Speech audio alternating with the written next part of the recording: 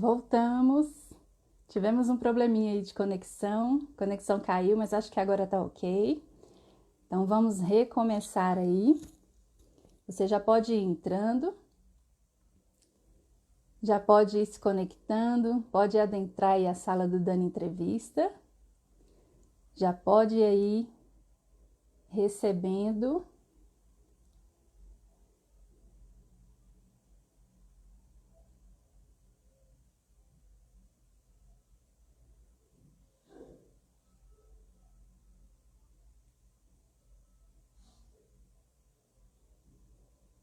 Já pode ir aí mandando o seu comentário, a sua pergunta.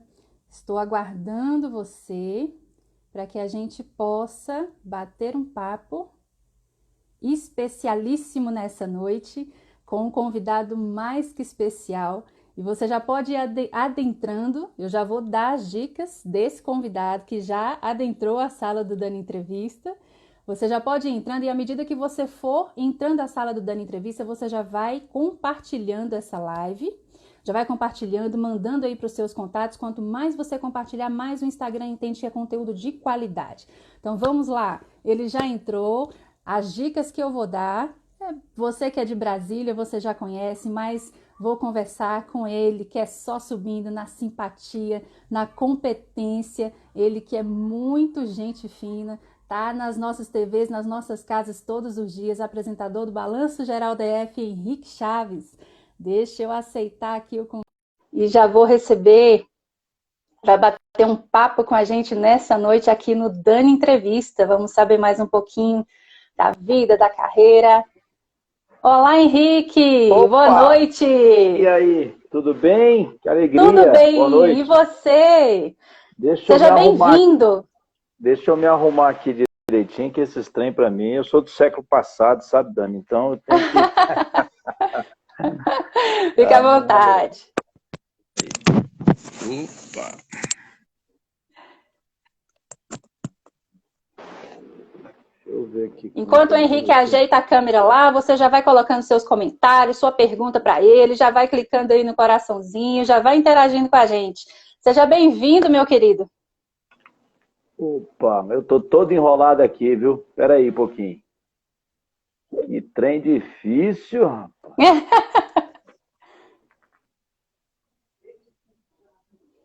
Só abaixa só um pouquinho mais pra gente. Aí, agora a gente tá vendo seu rosto, só mais um pouquinho. Eu não tô conseguindo botar no apoio aqui para poder te ver direitinho. Espera aí. A Tati está me ajudando aqui.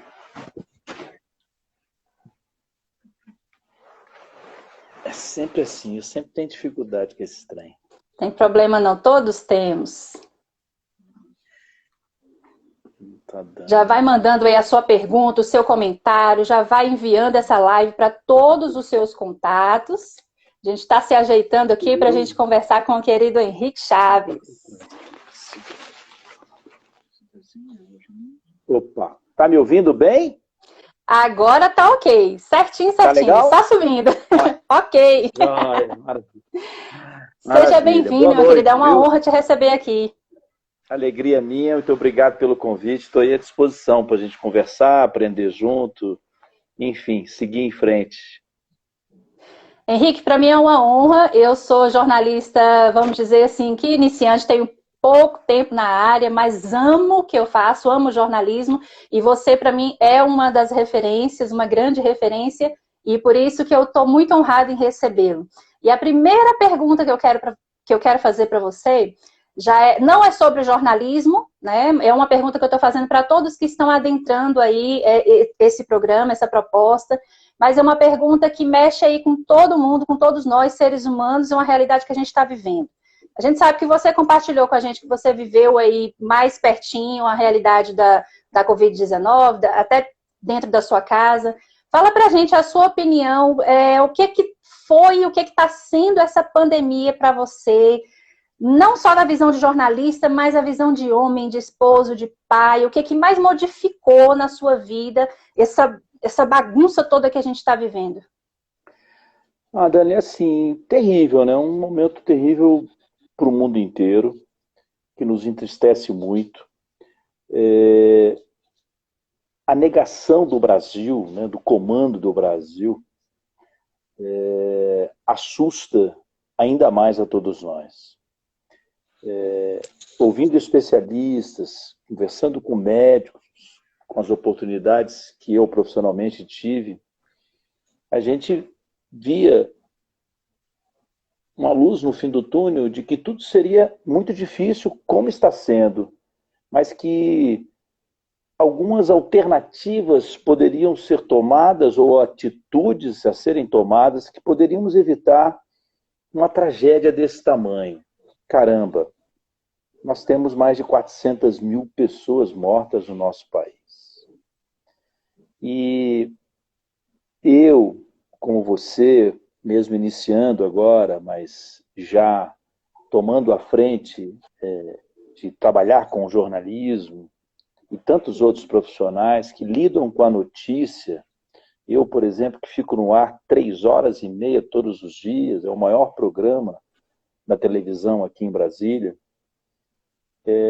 eu não vou negar a você, um sofrimento, uma dificuldade, eu tive uma mudança interna, muitos momentos de depressão, onde eu tive que contar, e muito, graças a Deus, com a minha família. Né? Ir para a televisão, fazer o programa, perceber que muitos colegas ao meu lado estavam sofrendo do mesmo mal, do mesmo problema nas suas casas, mas eu ter que estar ali, na minha linha de frente todos os dias, respirando fundo e pedindo para as pessoas respeitarem todos os protocolos de segurança, o distanciamento, o uso de máscara, ficar naquela repetição e conversando com os profissionais médicos para a gente fazer a nossa parte e vendo que a coisa cada vez mais estava piorando e não melhorando devido às nossas autoridades competentes, segundo os especialistas, né, não tomarem as medidas que eles deviam tomar. Foi assustador e continua sendo muito assustador e muito difícil. Depois, a experiência terrível também, de que a gente foi surpreendido com a notícia do meu filho mais velho, ter dado positivo.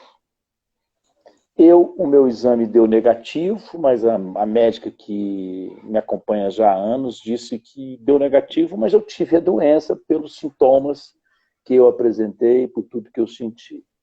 Tati, minha esposa, deu negativo. Arthur, meu filho mais novo, também deu negativo. Arthur teve alguns sintomas também. Tati foi a que menos sofreu com relação a sintomas, vamos dizer assim. Até porque ela tinha tomado a vacina, ela é psicóloga, então ela entrou na lista de prioridades, ela já tinha tomado a primeira dose.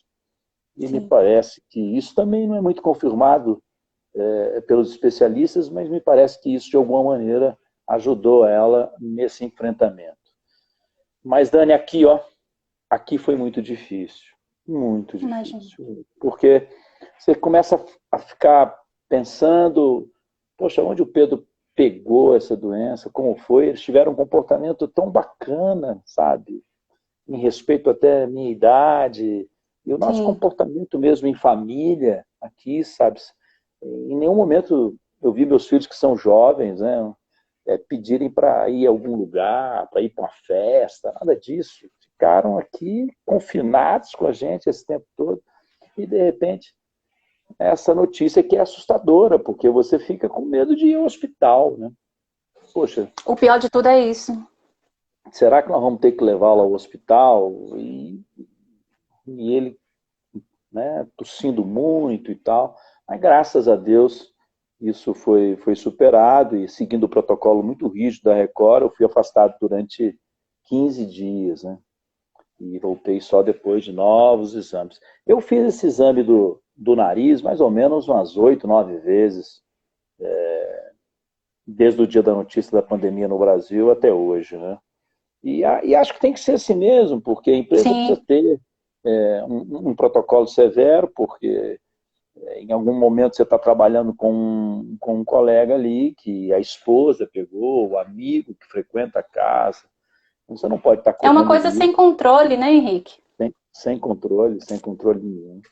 Mas graças a Deus, hoje estamos bem, né, voltando devagarzinho à nossa rotina, no sentido da atividade física, né? O Pedro sofreu um pouquinho mais, ele está tendo uma certa dificuldade para voltar à rotina dele, ele faz crossfit, então o médico pediu para ele vai com calma, porque né, então ele já sentiu isso até na corrida do parque dele, que ele não tem condições de desenvolver o que ele estava desenvolvendo, mas graças a Deus estamos voltando devagar, tá indo tudo bem. Graças a Deus. Vamos agora entrar aí na parte do jornalismo, que é onde você entende demais e vai nos ajudar. Henrique, eu queria que você falasse aí um pouquinho, resumidamente, a gente sabe que aí a sua trajetória é grande dentro do jornalismo, mas resume pra gente aí o que você já fez dentro do jornalismo até você chegar na bancada do Balanço Geral e por que você escolheu o jornalismo? Você já queria ser jornalista? Como é que aconteceu isso tudo na sua vida? Olha, Dani, são 36 anos esse ano que eu completo na profissão. E assim, eu, eu queria jogar futebol. Aí eu troquei o microfone, eu troquei a bola pelo A microfone. bola. Eu sou o oitavo irmão de nove. Nós somos 9 irmãos. Eu e o caçulinha nascemos aqui em Brasília. E na minha família eu sempre tive uma referência muito grande com o meu irmão Garcia, que jogava futebol e se tornou jogador profissional. Então eu tinha nele a minha grande referência. Poxa, ele joga futebol, eu também vou jogar futebol. E eu me preparei para isso, junto com ele. Eu ia nos passinhos dele ali. Fui jogando, pra você ter ideia, eu fiz o meu segundo grau todo pago pela Caixa Econômica. Naquela época tinha ajuda de custo para quem fosse sócio-atleta, né? Você tinha que apresentar boas notas e jogar, né, futsal. Né? No caso, eu jogava futsal pela Caixa Econômica. E, em contrapartida, eu teria meus estudos pagos por eles. No segundo grau, que para mim foi muito importante, porque eu fiz o meu ensino médio todo na escola pública e, na hora de ir para o segundo grau, eu queria muito estudar numa escola que pudesse me possibilitar passar na UNB, na Universidade de Brasília, que era desejo de todos nós no passado recente. Hoje, nem tanto, a gente percebe isso, nem tanto. Mas, na minha época, era um sonho forte fazer a UNB. Então, também queria isso.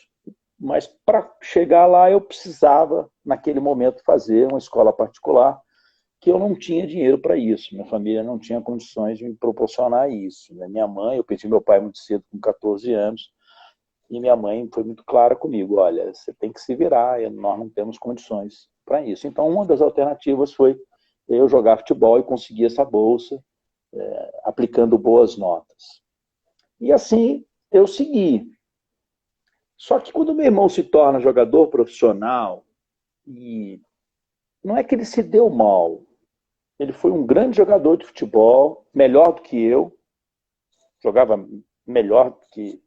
Mas ele dizia para mim o seguinte, Henrique, talvez você tivesse dado certo porque você fazia gols, né? Eu jogava na frente, atacante, ele jogava no meio de campo. E ele sempre brinca comigo, poxa, talvez você tivesse dado bem, porque você é artilheiro, fazia muitos gols e tal. Mas o meu irmão, que eu tinha um entendimento que jogava mais bola do que eu, se torna jogador profissional, mas se machuca com seriedade, o joelho. E aí abandona e vai fazer educação física, que era um desejo guardado dele também. E se especializa em crianças especiais. Eu tenho um irmão com síndrome de Down, meu irmão caçula tem síndrome de Down. E aí ele se dedica a esse projeto, torna isso uma coisa muito importante na vida dele. Vai para a seleção brasileira, de síndrome de Down, tal, na área de natação e coisa. E eu vejo aquele percurso dele e falo, caramba, não vai dar para mim isso, eu vou inverter a chavinha. E aí eu pego e faço uma inversão na minha chavinha e me dedico ao microfone. Eu sempre fui muito apaixonado por rádio.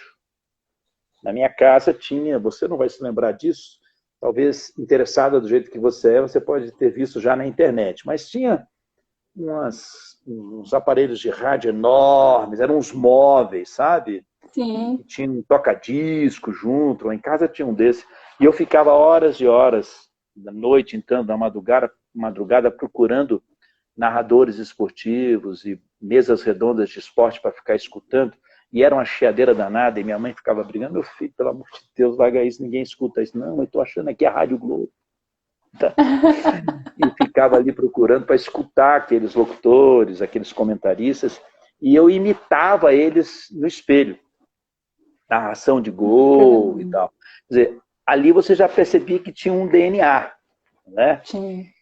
E aí, crescendo na minha quadra, ao lado de um grande amigo, que hoje é vice-reitor da Universidade de São Paulo, o Durval, eu fundei, ao lado dele, o A Muralha, o jornal intransponível. Veja só que DNA bacana. Um jornal de quadra que a gente escrevia, né? E ali eu fui percebendo que eu tinha jeito para escrever, gostava muito de poesia, gostava muito de colocar as minhas emoções no papel. E até que eu resolvo chega a hora de fazer o vestibular, né? Eu já tinha praticamente abandonado o futebol, no sentido de pensar como uma coisa profissional, né? Jogar num time profissional. E aí eu tento a UNB, não passo, não consegui passar na UNB, mas passo no CEUB. Né? Passo no CEUB e me formo no CEUB. Só que já no sexto semestre eu já trabalhava como profissional de rádio. Eu comecei na Rádio Planalto, da Rádio Planalto fui para a Rádio Globo, da Rádio Globo participei do início da CBN, e aí entro na televisão. Entro pela porta da TV Brasília, vou para o SBT, e monto uma empresa de assessoria de comunicação para trabalhar com políticos, tenho uma experiência na área de assessoria de imprensa. E um dia toco o meu telefone, e lá se vão 16 anos, era a Record me convidando para conhecer o projeto deles no esporte. Eles estavam com um problema a ser resolvido no esporte lá. Eles tinham um problema no esporte, queriam revitalizar o esporte deles e precisava de alguém que pudesse ajudá-los ali. E eu fui convidado e fui para a conversa com o diretor da época e disse a ele: olha, tenho sim, maior interesse, vamos conversar. E ele me deu total liberdade para que eu montasse uma equipe e fizesse o esporte lá. Eu amei, né? Porque eu sempre amei futebol, sempre amei esporte. Gostava de esporte. Gostava, modéstia à parte, entendo um pouquinho de futebol e adorei aquilo. Né? E ele falou: não, eu quero que você apresente, quero que você cuide, pode cuidar disso aí. E aí comecei a fazer o Esporte Record lá e um belo dia o diretor me liga e fala: vem aqui na minha sala que eu tenho um trem para te mostrar aqui, projeto. Eu chego na sala dele e ele me apresenta o projeto do Balanço Geral, que já era sucesso na Bahia, onde nasceu. E ele me entrega algumas fitas e fala: olha, depois você vai na ilha de edição, assiste aqui, são alguns balanços que já estrearam pelo Brasil afora, eu quero estrear aqui em Brasília. E eu acho que esse negócio tem a sua cara. E aí eu comecei a estudar aquele material dele. Tinha material da Bahia, material do Rio, material de São Paulo e do Espírito Santo, ou de Minas, enfim. E eu olhei aquele material e percebi características próprias de cada estado que não dariam certo em Brasília. Eu vou dar só um exemplozinho para ilustrar a minha história aqui para você, que eu acho interessante. No Rio de Janeiro, quem fazia era o Wagner Montes, já falecido, o Wagner Montes. Sim. Trabalhou muito tempo no SBT, né? Foi jurado do Silvio Santos, ali ele ficou famoso. E não sei se você sabe, se as pessoas que estão nos acompanhando sabem, mas o Wagner ele tinha uma perna mecânica. Tinha uma perna mecânica. E na apresentação do Balanço Geral do Rio de Janeiro, lá pelas tantas, ele vira para a Câmara e fala assim: se não tem homem para subir esse morro aqui no Rio de Janeiro, subo eu, e eu subo sem perna. E ele tira a perna em cena, né, e vai para frente da Câmara. E eu olhei aquilo e falei: caramba, vou ter problemas, né? Eu Chocante, né? Como é que eu vou fazer? E aí, na reunião com o meu diretor da época, eu disse para ele, olha, tem alguns problemas aí a serem resolvidos antes da estreia. Ele, por quê? Eu falei, olha, Wagner Montes, por exemplo, eu não posso imitar. Ele falou, por que você não pode imitar ele? O programa dele é um sucesso no Rio de Janeiro. Eu falei, não, eu reconheço que o programa dele é um sucesso, mas lá no estado do Rio de Janeiro, para Brasília não dá. Ele falou, por quê? Primeiro, porque graças a Deus eu tenho duas pernas, então eu não preciso, né? Eu não tenho como tirar minha perna em cena. Graças a Deus eu não tenho esse problema. E depois pelo tom feito no programa. Né? Nós estamos na capital do Brasil, se a gente fizer dessa forma aqui, nós vamos ter problemas sérios e tal. É. E aí ele riu muito com a minha história, percebeu que eu tinha realmente assistido o que ele tinha me solicitado, né? Porque eu estudei realmente o que ele me deu. E ele falou, então tá, o que você quer fazer? Eu disse, Carlos, eu quero fazer do meu jeito. Ele, qual é o seu jeito? Eu quero formar um time, você me dê liberdade para eu formar um time, e desde o início eu sempre chamo de timaço, né? Quero formar o meu timaço, e quero ajudar o povo. Eu quero ser ponte. Eu quero voltar um verdadeiro programa popular, que Brasília está órfão desde os anos 80. Brasília teve um programa muito popular, você pode pesquisar, que eu sei que você é interessada, Brasília Urgente, na TV Brasília, nos anos 80, que era um programa extremamente popular, que fez muito sucesso. Só que de lá para cá, Brasília ficou órfã. Nós não tínhamos programas populares de uma comunicação direta, onde você pudesse falar verdades. Ficou tudo muito moldado, né? De uma maneira como a gente está conversando aqui. Sem personagens. Sim. Verdadeiro. Uhum. E ele topou. Ele falou, então faça. Faça do seu jeito. E aí nós começamos do zero, né? Do zero. O balanço não existia em Brasília. Nós começamos a trabalhar. Começou com 45 minutos, passou para 1h30 e hoje são 3h30. E assim, com muito pé no chão, muita humildade, Dani, eu te digo que a gente foi moldando um programa para oferecer para a nossa cidade e para a região do entorno, que era totalmente esquecida. Depois que a Record começou a valorizar a região do entorno, as outras emissoras, graças a Deus, enxergaram também esse cinturão. Isso é maravilhoso. A gente foi moldando esse programa, que, claro, esses anos todos, se vão 14 anos, né, de balanço, ele teve altos e baixos, mais um programa que consolidou no horário e que fez transformações na televisão aqui em Brasília, fazendo com que colegas e diretores de outras emissoras pudessem se movimentar e falar, epa, está acontecendo algo diferente aqui na nossa cidade, a gente precisa se movimentar aqui, porque senão a gente vai ser engolido totalmente. E não pode ser assim, a concorrência ela existe e nós temos que nos mexer. Então a gente percebeu que o mercado no DF se mexeu bastante após a estreia do Balanço, que não parava de crescer. E cresceu muito, e como eu criei o bordão, que tem tudo a ver, é o só subindo e não parava de subir. E assim foi, né? E assim a gente comanda até hoje.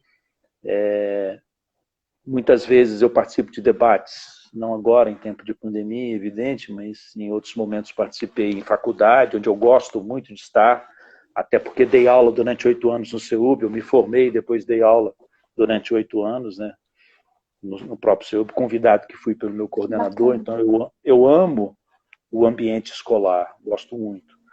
E lá, muitas vezes a gente, nesses debates com o aluno, ele, mas o balanço é sensacionalista e tal, tenta a audiência por tudo, e não é verdade. Né? A gente não tem como fugir da violência, porque em muitos momentos a nossa cidade está violenta e você precisa mostrar isso. Realidade. E a pesquisa, tanto qualitativa quanto quantitativa, ela revela que o ser humano gosta de violência.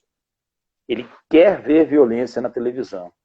Então não tem como você, comandando um programa popular, não mostrar isso. Você precisa mostrar isso. Você vai dizer, Henrique, mas a audiência é tudo. Não é que a audiência seja tudo, mas ela é importante, eu não tenho como, eu tenho que responder ao mercado publicitário, eu preciso dar respostas. E é a realidade vivida, né? E eu preciso dar respostas para a minha direção. O Balanço não basta ser um programa que dá audiência de 2 dígitos, ele tem que ser vendido, ele tem que dar dinheiro. Exatamente. Essa é uma realidade que nós, jornalistas, precisamos aprender de uma vez por todas, né? Quer dizer, você precisa fazer dinheiro, senão você não contrata, você não forma um timaço.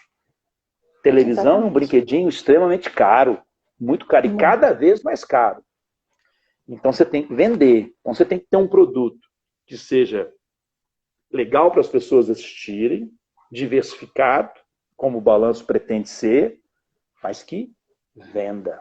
Se não vender, dá problema. Dando problema, tem demissão. Tendo demissão, o programa acaba. Acaba. Sai do ar. Simples assim. Simples assim.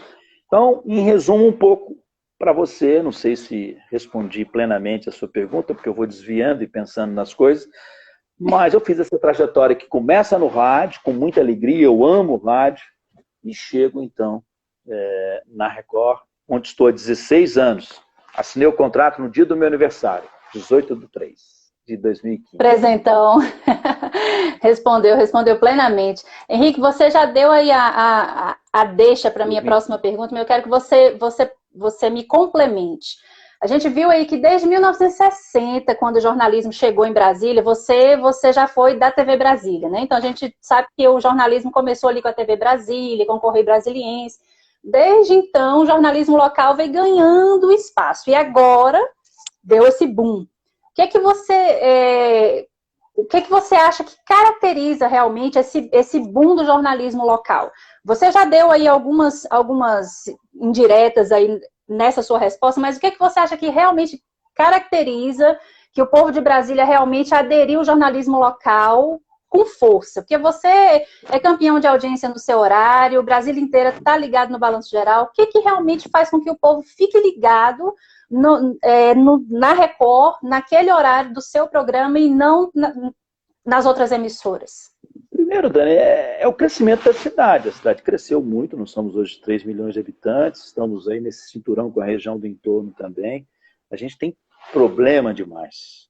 E esses problemas nos têm mostrados, né? E a televisão é o veículo de massa mais forte para isso, né? Um canhão que consegue chegar na casa de todas as pessoas, a qualquer momento, né? E hoje, mais do que nunca, com celular, você tem milhões de maneiras de assistir também televisão. Isso fez com que o jornalismo local ganhasse ainda mais força e investimento. Você vê, a Record hoje tem helicóptero. Quando é que você poderia imaginar no passado recente que uma empresa iria ter um helicóptero à disposição do jornalismo local? O jornalismo nacional, não, tem tudo, sempre tem tudo, grandes investimentos. Mas o local, não. Mas por que tem? Porque está vendendo bem, olha o que nós voltamos a conversar, está vendendo bem, merece esse investimento para você multiplicar ainda mais notícias. O povo quer saber o que acontece no espaço dele, na comunidade dele. Então, hoje vou dar um exemplo, eu gosto de falar de exemplos, porque o exemplo é bacana para as pessoas enxergarem. Hoje, por exemplo, o Balanço tratou de uma falta d'água de 12 dias no Riacho Fundo 2. Em plena pandemia, uma comunidade, um condomínio com mais de 160 famílias estão sofrendo com 12 dias sem água. A CAESB promete resolver e não resolve. Olha que assunto maravilhoso para o Balanço, de você comprar essa briga para essas pessoas, de fazer aquilo que eu te falei agora há pouco, de ser ponte. Eu amo ser ponte. Então, assim, essa briga eu comprei, amanhã já vou tratar de novo, eu quero que a CAESB esclareça por que essas famílias estão sem água há 12 dias, que é um grande absurdo em plena pandemia, por que no passado recente, né, e normalmente, e agora está sem, será que aquela região cresceu demais lá e a CAESB não se preparou, né, com as suas tubulações para fornecer a água adequadamente para eles? Enfim, tem muitas perguntas a serem feitas. E é isso que o povo quer. Então, por que o jornalismo local cresceu? porque existem muitas perguntas a serem respondidas. Né? Então o jornalismo cresce e ganha força. Eu sou suspeito para falar de jornalismo local, Dani, porque eu fiz assim com a minha carreira. E até hoje, alguns amigos da minha geração dizem, você é louco, como é que você larga o jornalismo nacional? Você acompanhava presidente da República, você viajava o Brasil e o mundo, você larga o jornalismo nacional para fazer local? Você pirou na batatinha, você é louco. Só que lá atrás, quando eu fazia jornalismo nacional, Congresso, Palácio Planalto, como todos aqui em Brasília percorrem uma carreira, e é legal isso, eu respeito muito os meus colegas da minha geração que até hoje estão fazendo aí Congresso Nacional, Palácio Planalto, maior respeito por eles, né? São grandes profissionais. Só que eu lá atrás eu tive uma outra visão. Eu falei, caramba, eu quero fazer jornalismo para minha gente, para o meu povo.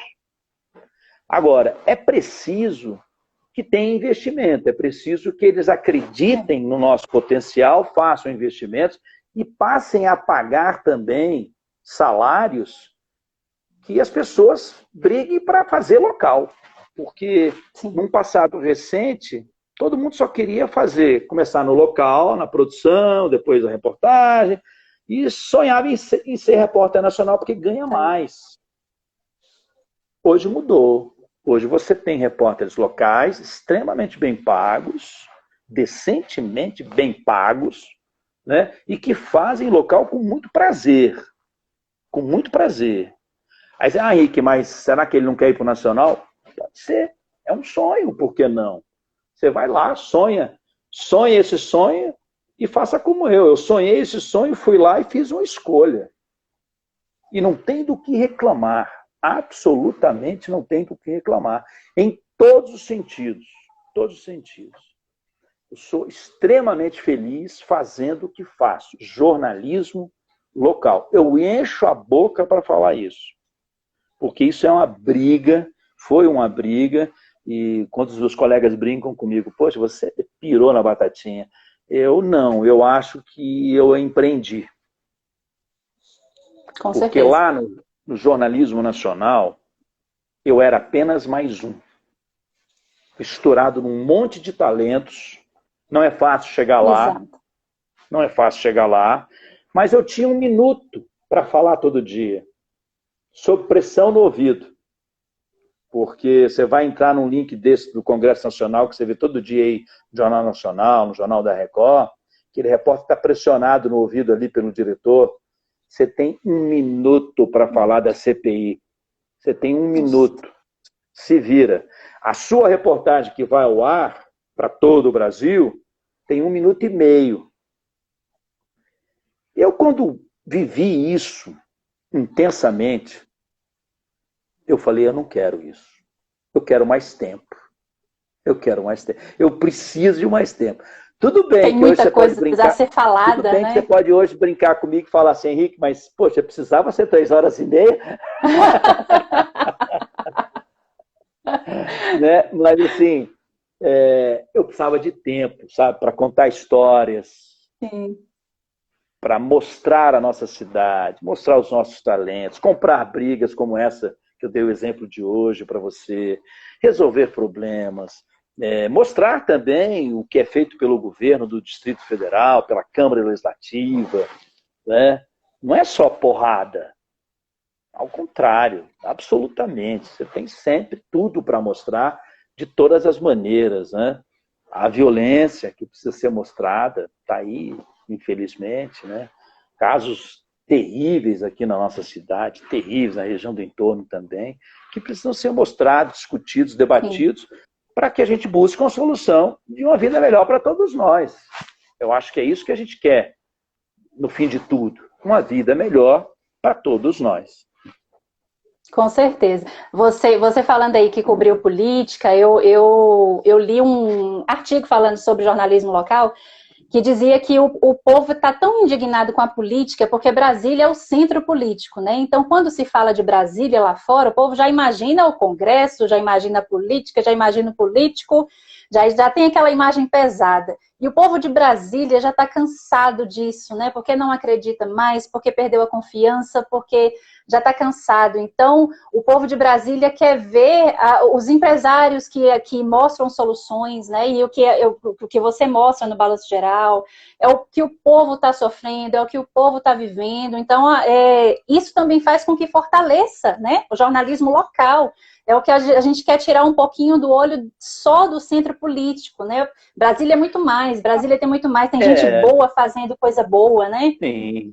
Nós somos muito, muito mais do que apenas a esplanada Sim, dos ministérios, mas muito mais. exatamente, Hoje, então, muito com esse mais. cinturão da região do entorno que nos abraça, nós somos Sim, muito mais. Nós temos empresários muito. maravilhosos, temos atletas maravilhosos, temos cantores maravilhosos, temos poetas maravilhosos, temos professores maravilhosos, temos médicos fantásticos.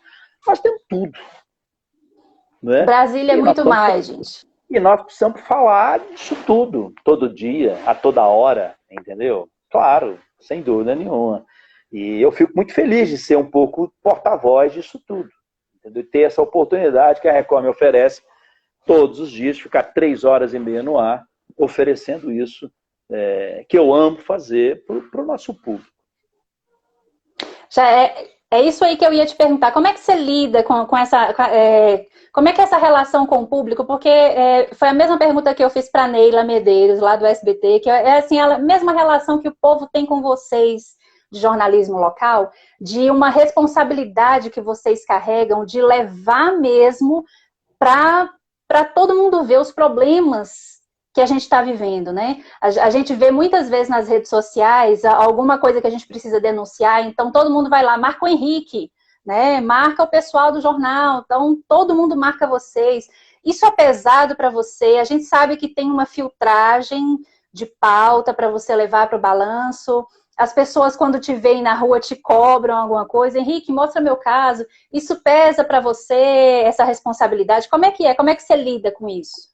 Muito respeito por tudo isso. Em primeiro lugar, muito respeito. Cada um sente de uma maneira os seus problemas. Você sabe onde dói aí no seu calcanharzinho aí. Eu sei onde é que dói aqui no meu pezinho. Cada um de nós.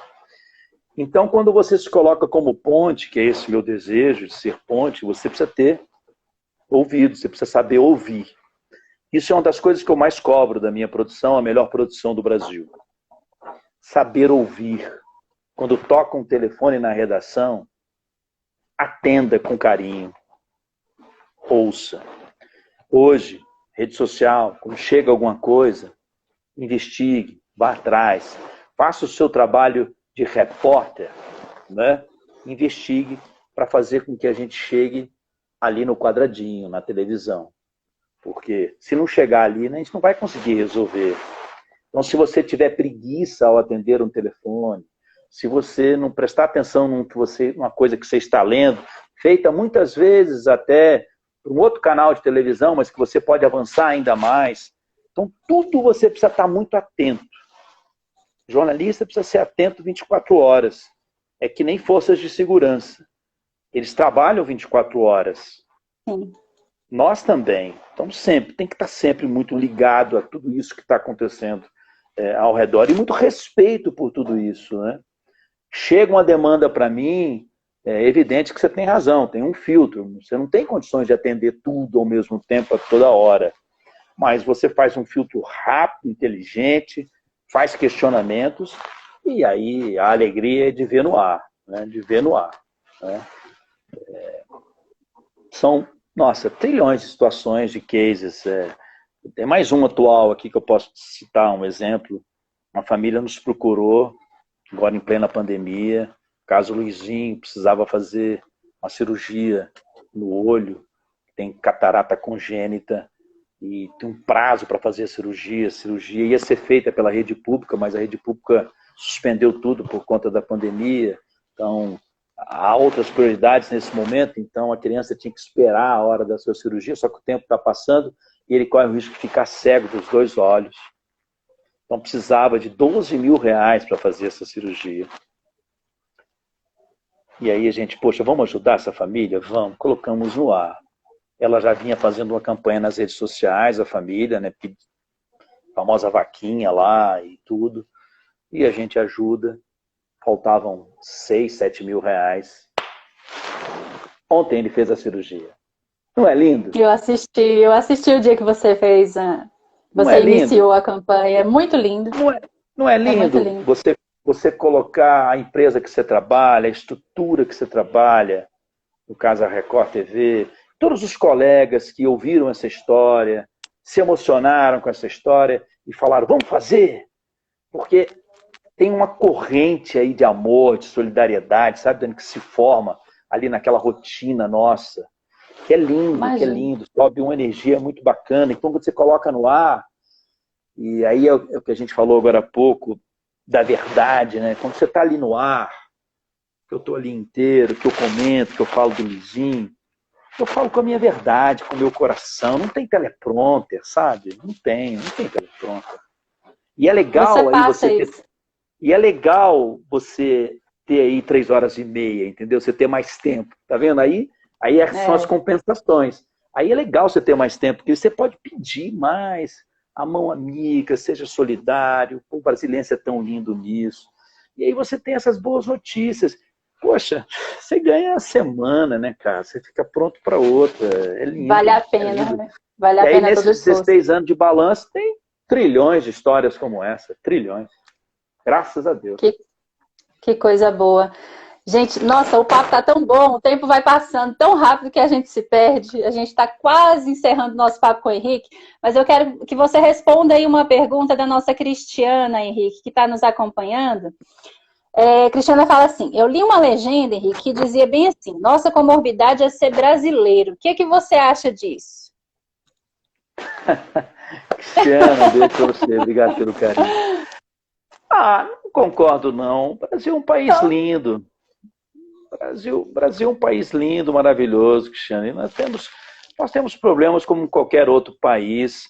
E a solução pode estar nas próximas eleições. Vote certo, né? Vote consciente, que a gente não vai ficar doente, entendeu? Nem ter o Brasil tem muito mais. Doenças graves, né? A gente não vai ter doenças graves, ou pelo menos vamos amenizá-las. Mas precisamos votar, né? Precisamos votar. E respeitar o voto. Nesse momento a gente precisa respeitar o voto. Né? Quem está aí foi votado pela maioria, nós precisamos respeitar isso. Mas já tem outra eleição e a gente pode, né, democraticamente fazer as nossas escolhas. Pensa nisso aí, Cristiane, pensa nisso aí e sai dessa de doença. A gente é muito mais. Você é muito mais, tenho certeza disso. Nós temos que ter orgulho de sermos brasileiros. O Dione Oliveira. Boa noite, Henrique. Manda boa noite para Braslândia. Oi, Dione. Beijo para vocês. Braslândia. Braslândia tem um lago lá maravilhoso. E tem um restaurante que vende uma galinhada, rapaz. Uma galinhada ali na beira daquele lago ali, que eu vou dizer um trem para vocês. Se o nome agora do restaurante lá, é famoso o restaurante lá. Eles devem conhecer com certeza. Que é maravilhoso. Saudade de ir lá, viu? Tem uma linguicinha também lá maravilhosa. Oh, coisa boa. Gente, agora, infelizmente, a gente está chegando ao final. Henrique, como a gente está chegando aí no final do tempo, que o Instagram nos dá, infelizmente, só uma hora, eu vou fazer aí um bate-bola com você. Eu vou te propor aí algumas palavras. Ai, que e você, como bom jornalista que você vai me falar o que vem à sua cabeça. Marília não vou Gabriela, te dar desafio difícil, demais, não. Marília Gabriela. Longe de mim de querer ser Marília Gabriela, mas vou te propor aí uma coisa descontraída, mas um desafio fácil. Então vamos lá. Tentar. Família. Amor. Paixão. Tudo para mim. Deus. Temos que tê-lo. Muita fé, sempre. Seja de qual religião for, né? Você tem que ter Deus no coração. Jornalismo. Minha vida. Brasília. Capital da esperança, eu sempre vou acreditar nisso. Minha terra querida, eu sou de Sobradinho, nasci na quadra 9. Coisa boa. A Flavinha que tá falando, Ceilândia ama você, Henrique. Manda um abraço aí, Henrique. Flavinha, beijo pra você. Eu também amo a Ceilândia, adoro passear na Ceilândia com Claudeci da Luarte Calçados. Ei, Claudeci danada. Henrique, para a gente encerrar, que conselho que você daria aí para nós jornalistas? Eu sei que aqui tem jornalista, tem gente que não é jornalista, que é só seu admirador, mas que conselho que você daria para nós jornalistas que estamos começando aí na carreira? Que conselho você daria para nós? Nunca perder a paixão. Nunca perder a paixão. Estudar muito, ler muito,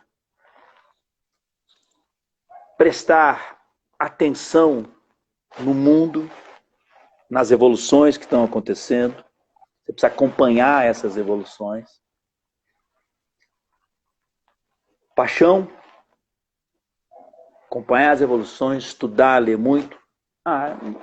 Uma coisa que eu falhei na minha carreira e que sempre que me perguntam isso, eu gosto de dizer e que eu acho que as pessoas não devem cometer o erro que eu cometi.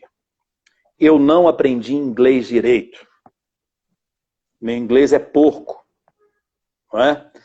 E se você quer ser um profissional do jornalismo, aprenda inglês. E outras línguas, se for possível, mas inglês é fundamental. Então não faça como eu. Para você ter ideia, um dos meus professores foi Renato Russo. Isso aí é outra história que um dia eu posso contar, tá? Mas Renato Russo foi meu professor. Bacana. E eu não aprendi nada com ele. Eu sentava no meio-fio com ele para falar de outras coisas. Que Mas é coisa uma história boa! linda. É uma história linda. E então aprenda inglês. Eu acho que você tem que ter o inglês, é fundamental na sua carreira hoje. Você vai poder se desenvolver ainda mais na profissão que você está escolhendo. Mas paixão, trabalho, verdade. Né? Não perca a sua verdade nunca. E não esqueçam que quem faz o bem, colhe o bem. Fazer sempre tudo com paixão, a gente sempre faz o bem. Henrique, muito obrigada mesmo. Foi uma honra te ter aqui. Muito obrigada pela sua simpatia, pela sua disposição em ter aceitado e estar aqui, em bater um papo assim verdadeiro com quem te acompanha, com quem te admira. Que Deus te abençoe muito, abençoe sua família. E vamos marcar outro papo mais pra frente para você contar aí a história do Renato Russo, hein? Fiquei curiosa. Tá legal. Beijo para você, obrigado pelo carinho. Um abraço a todos que passaram por aqui, que estiveram pertinho da gente. E a gente tem um encontro amanhã, 11h50, no nosso balanço, que é só subindo. Não para de subir. Boa noite. Até Boa amanhã. noite a todos. Obrigado pelo carinho. Tchau. Tchau, tchau.